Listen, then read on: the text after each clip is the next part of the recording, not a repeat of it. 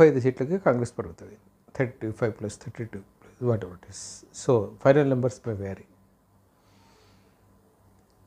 దీని మీద పార్టీలో చాలా సీనియర్ నాయకుడు, కేంద్ర మాజీ మంత్రి హోదాలో వ్యవహరించిన జైరాం రమేష్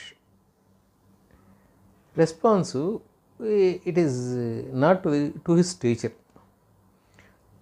ఆ స్థాయి అంటే ఓకే, మిగిలిన వాళ్ళు ఎవరైనా ఏదైనా మాట్లాడచ్చు, ఏ రాజకీయ నాయకుడిని అలా అనుకుంటే ఏ రాజకీయ నాయకుడిని ఏదైనా మాట్లాడచ్చు, ఇబ్బంది లేదు. కానీ జైరాం రవి అంటే కాస్త మేధావిగా పేరుపడ్డ ఆర్ కొంచెం ఏ లిటిల్ బిట్ నాలెడ్జ్ అనుకున్న మనిషి అంటే అట్లా వ్యవహరించడాన్ని బహుశా యాక్సెప్ట్ చేయలేకపోతున్నాం.